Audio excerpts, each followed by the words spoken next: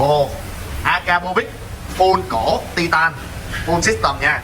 Riêng cây bo này là 100 mấy chục triệu, nhớ không lầm.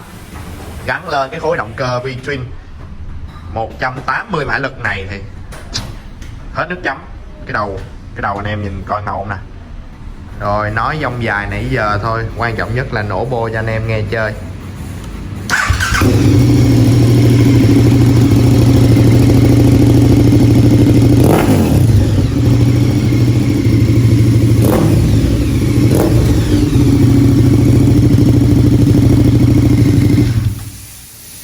Quá dữ. The Beast KTM 1290 Super Duke Evo. Xe này là của một